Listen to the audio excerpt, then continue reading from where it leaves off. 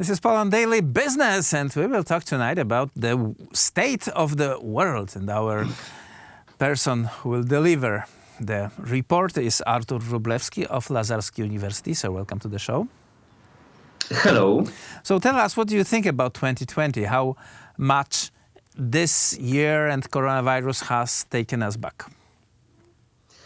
It was unusual and historical moment in the history of humanity in the 21st century, because something unexpected happened in February in the Western world.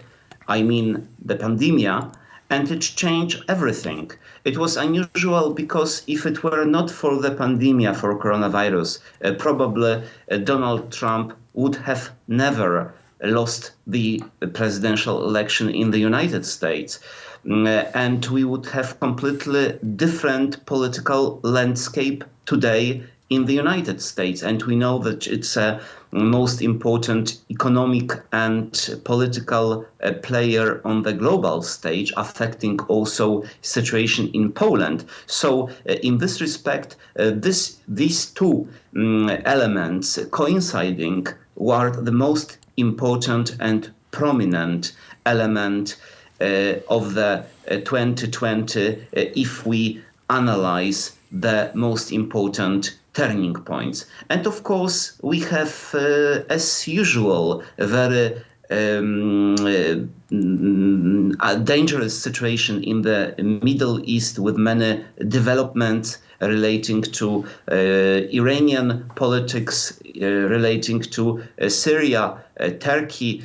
We have definitely several successes of Russia, which maintains control over Syria, for example, and which actually enhance its control of the Middle East, or so-called MENA region, because they are also not only present in the Middle East, but also very much present in Egypt, in Algeria, in Libya, in Central Africa. So they are also invading other areas in terms of its influence in Africa. So, of course, and we have China as very much unknown influence and force in the future because of several issues. We have still this problem between the United States and China, and we know that President Donald Trump blamed coronavirus on China. But of course, now we will have inaugurated on January 20th a new president, Joe Biden, and probably he will change its course of politics towards not only Iran, but also, for example, China. And we will have maybe a kind of detente in relations between these two superpowers. And of course, European Union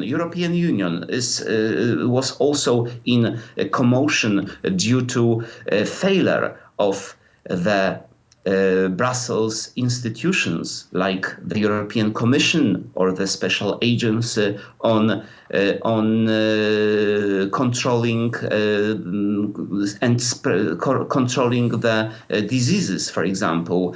It was a failure to act, a failure to deliver results. That's why so many people were very much angry and disgusted with the European Union. And of course, to some extent, we know now why the United Kingdom left the European Union, why this populist argument that Brussels institutions are not working and are sucking out money out of system were to some extent appealing to many voters in 2016 when the Brexit happened.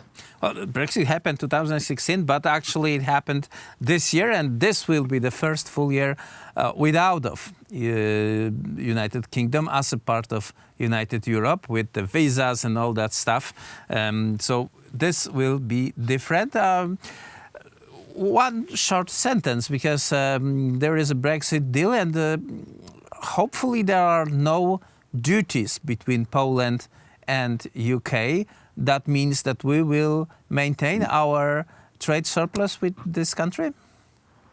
Definitely, yes, because the United Kingdom is also very much interested in good economic relationship with Poland because it is profitable to both sides. However, we must keep in mind that this Brexit deal, I mean this trade agreement, is not perfect. It's only a temporary. It will be renegotiated, for example, in terms of fishery rights in 2025. From 2026, every year, the quotas, how much fish can be caught in the zonal areas of United Kingdom and European Union, will be renegotiated anew. And of course, this agreement is only about mainly goods, transfer of goods, export and import, not about services. So it's an open issue how this will look like. And but let's both remember sides the are most here important, interested in settling this because I assume that the City of London would like to maintain their availability and their services to Europe, as well as we would like to serve our services to, for example, the British transport. So.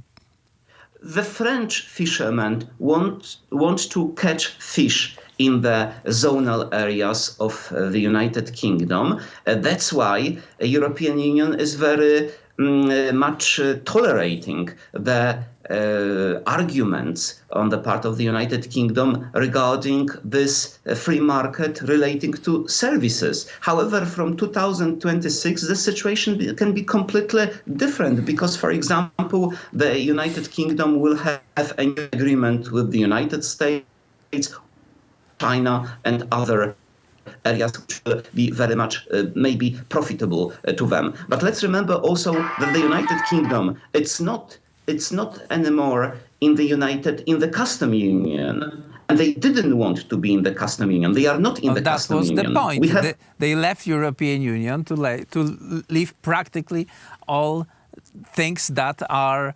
that are limiting their abilities to make deals elsewhere. Exactly, but that makes the situation in the future very uncertain in terms what will happen between European Union countries, members, and the United Kingdom. And also let's remember that they want to have this sovereignty restored. That's why they are not also covered by the jurisdiction of the Court of Justice of the European Union. But at the same time, there is an arbitration system, but quite complicated and also unclear regarding what will happen if there is really a big trade trade dispute between UK and the European Union. 2020, after it's not anymore with us. That's a good news, definitely, and we will see what the 2021 will bring us in the future. Artur Wróblewski, Lazarski University, sir. Thank you very much for this conversation. Thank you very much for the invite. And that was it for Poland Daily Business tonight. Watch us tomorrow, same time.